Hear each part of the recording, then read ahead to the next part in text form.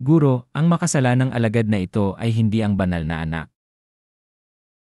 Sa kwarto ni Chuxu, lumitaw ang isang malakas na tornado ng kidlat, tanda ng kanyang mga breakthrough.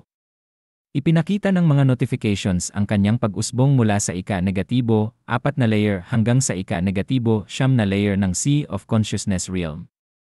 Subalit, nang tanungin ni Chuxu kung paano magbe-breakthrough patungong ika-negatibo, 1-0 layer, hindi natagpuan ng sistema ang anumang item sa kanya upang mapadali ang breakthrough.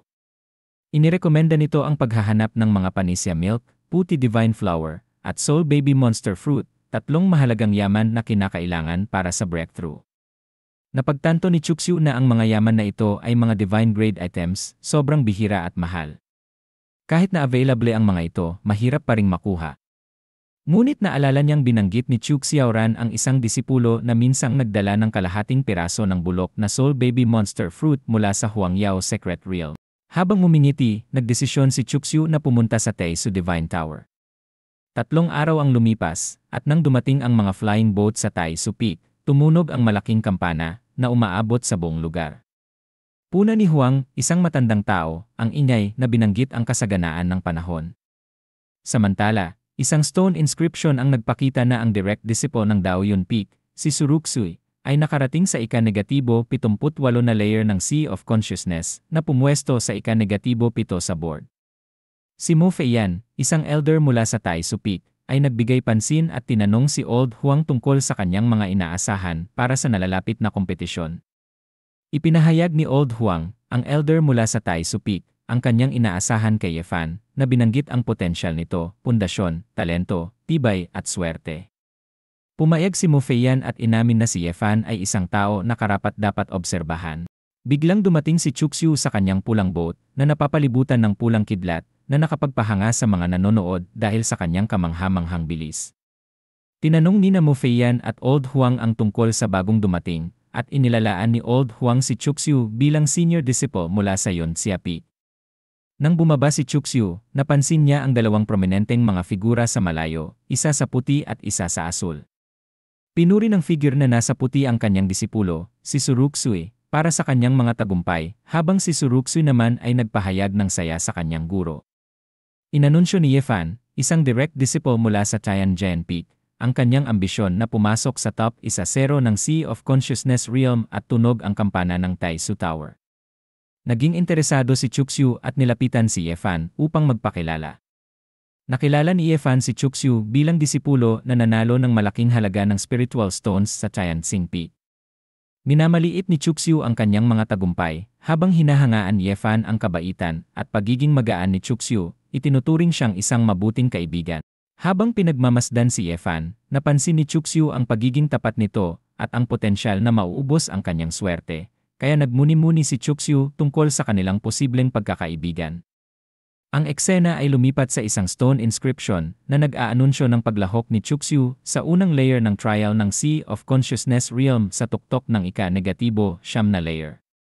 Sa Taisu Divine Tower, hinarap ni Chuxu ang iba't ibang hamon sa bawat palapag. Sa unang palapag, hinarap niya ang isang pack ng mga Black Wolves na may kumikislap na pulang mata at madali niyang pinatulog ang mga ito gamit ang isang marka sa kanyang noo na kumikislap. Sa ika-negatibo 67 na palapag, sinalubong siya ng isang babae na may malusog na dibdib na nagtangkang akitin siya. Ngunit mabilis na pinatulog ni Chuxu ang babae, hindi tinatablan ng kanyang mga alok dahil sa kanyang malawak na karanasan sa mga kababaihan. Sa ika-negatibo 68 na palapag, hinarap ni Chuxu ang 4 na kalaban na kumakatawan sa ruwok ng Sea of Consciousness Realm. Sa kabila ng kanilang nakakatakot na itsura, mabilis niyang natalo silang lahat. Sa wakas, sa ika-negatibo 78 na palapag, hinarap ni Chuxu ang isang kamangha-manghang tanawin na may giant red muon at isang dagat ng mga pulang lotus. Sa malayo, tumayo si Taisu Zi, na may aura na katumbas ng kay Chuxu sa tuktok ng ika-negatibo 9 na layer ng Sea of Consciousness Realm. Habang pinagmamasdan si Taisu Zi, nag-isip si Chuxu tungkol sa kanyang tunay na pagkakakilanlan at isinasaalang-alang ang posibilidad na siya ay si Emperor Taisu. Sa isang matapang na hakbang, hinamon ni Chuxu si Taisu Zi sa isang labanan, ngunit bago pa siya makagalaw, in-intercept siya ni Taisu Zi sa kalagitnaan ng hangin na nagpapakita ng kanyang kahandaang makipaglaban. Sumigaw si Chuxiu kay Tai Suzy espada, pero kinaya ito ng katawan mo. Dumugo si Chuxiu habang hinawakan ang leg ni Tai Suzy, at pagkaraan ng ilang sandali, nawalan ng malay si Tai Suzy, dahilan upang makapunta si Chuxiu sa ika-78 palapag. Sumabog ang lakas ni Chuxiu habang siya ilumipat sa ika-78 palapag ng banal na tour ng Tai Su. Naisip niya, sino ang nilabanan ko kanina? Bakit hindi ko maalala? Ayos lang, hindi ito ang tamang oras para isipin yan. Tumingin si Chuxiu sa mga batong may iba't ibang simbolo at nagsabi, gusto ba nitong pumili ako? Pumili siya ng isa at lumabas ang isang notifikasyon ng sistema, pakiaral ang mga teknik ng eskrima sa loob ng kalahating araw. Mas marami kang matutunan, mas mataas ang score mo. Lumutang si Chuxiu sa ere at nag-isip, ito ang mga teknik ng eskrima. Kumukonsumo ng puntos sa pagbuti ang sistema para matutunan ang mga ito. Sinubukan niyang mag-ensayo at isang notifikasyon ang lumitaw, ina-activate ang mode ng pagkonsumo. Nakamit na host ang kasanayan sa 5 teknik. 5 teknik pa. 100. 1,000. Lahat ay nakasalalay sa unang anyo, lahat ay mamamatay, tagumpay. Naisip ni Chuxiu, iba na ang buhay ko ngayon. May kakayahan ang sistema na magpabuti. Bukod sa banal na katawang primordial at diwa ng espadang tagapagpuksa ng langit, kailangan kong gamitin ng buo ang mga benepisyong ito. Walang kapantay ang katawan ng banal na katawan, at may matinding talim ang espadang tagapagpuksa ng langit. Paano ko mailalabas ang pinakamalakas na atake gamit ang mga ito? Isang mabigat na espada. Tanging ang mabigat na espada ang makapagpapalaya ng buong lakas ng aking mga abilidad, sigaw ni Chuxiu. Tinawag niya ang isang mabigat na espada at hawak-hawak ito, nagsabi, ang bigat ng espadang ito. Pagkatapos ay tinaga niya ang lupa at lumitaw ang notifikasyon, lahat ay nakasalalay, unang anyo, lahat ay mamamatay, tagumpay.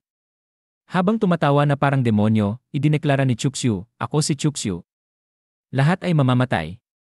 Sistema, tukuyin ang antas ng lahat ay mamamatay. Namangha siya sa lakas ng kanyang atake, iniisip, aba, grabe. Kahit ako nabigla sa lakas nito. Sino ang makakaiwas sa ganitong kakilakilabot na atake? Sulit ang 1,000 puntos sa pagbuti. Lumabas ang isa pang notifikasyon, ang teknik ng eskrima ay may antas na Diyos. Ang dalaw ay unang anyo, lahat ay mamamatay, may 5 bituin sa wasak na kapangyarihan at bilis ng atake. Ang buod nito, isang mapanirang pagsugod, agad na pinapalabas ang lakas ng banal na katawan at espadang tagapagpuksa ng langit. Hindi pa natutunan ang 2 anyo at posibleng ikamatay kung susubukan. Sa liwasang Taisu, nagtipon ng mga tao, kasama si Qiming, pamangkin ni Qimengdi.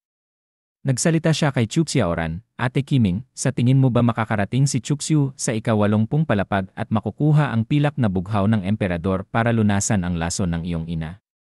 Sana'y nakuha ko ang gamot kay Tia Qimengdi kung nakinig ka lang sa akin. Nag-aalala si Chuxiaoran para sa kanyang ina at kay Chuxiu, kaya tahimik na nakinig. Dagdag ni Qiming, halos 10 araw na hindi pa lumalabas si Chuxiu. Baka patay na siya sa loob ng tor. Tuwing binubuksan ang tor, laging may namamatay na disipulo. Nang tangkain ni Qiming na aliwin si Chuxiaoran at hawakan ang kanyang balikat, sinampal niya ito at sinabing, huwag mo akong hawakan. Naisip ni Chuxiaoran, ligtas si Kuya Chuxiu, sigurado ako. Bigla, tumunog ang kampana at ang tunog nito'y umalingaw-ngaw. May anunsyo, direktang disipulo ng Yun Xiapik na si Chuxiu, umabot sa ika-70 palapag. Kasalukuyang nasa antas ng dagat ng Kamalayan. Ang pangalan ni Chuxiu ay inukit sa bato na ikinagulat ng lahat. Masaya si Chuxiaoran habang pinagpapawisan si Qiming. Lumabas si Chuxiu mula sa tor, pasensya na sa paghihintay. Agad siyang nilapitan ni Chuxiaoran, Kuya Chuxiu, ligtas kang nakalabas. May sumigaw sa karamihan, Kuya Chuxiu, ang galing mo. Isang kalbong lalaki ang sabik na humiling ng lagda ni Chuxiu.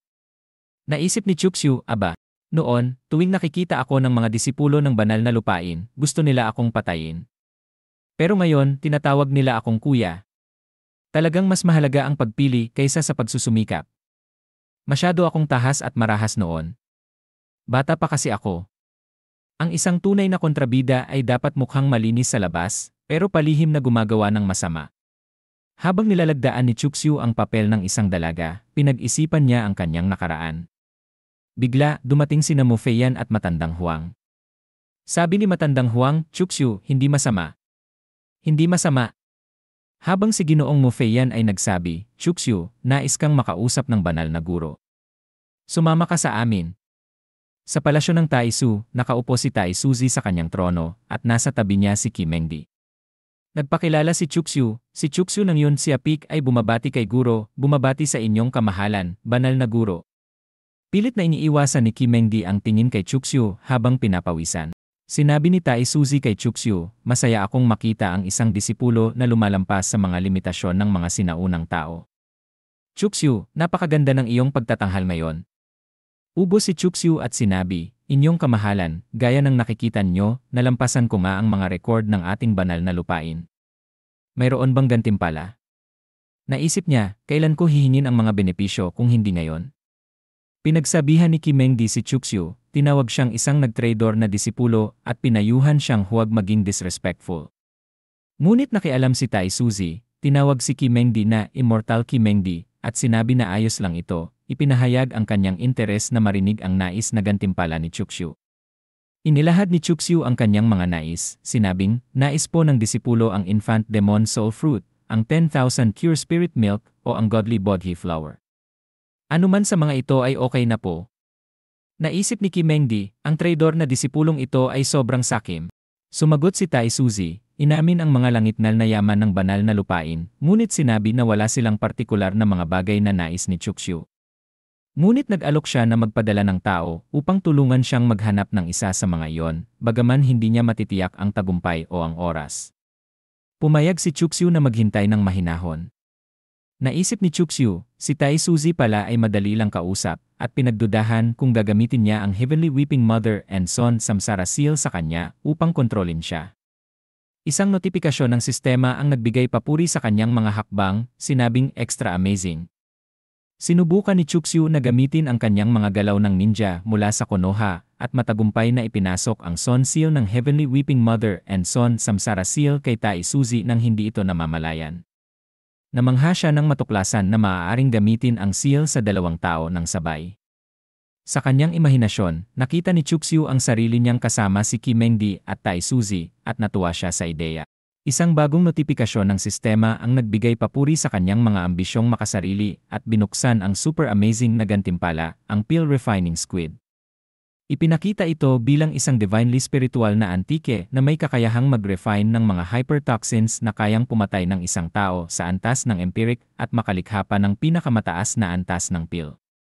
Tumuwa si Chuxu, iniisip na ang Pill Refining Squid ay isang mahusay na gantimpala.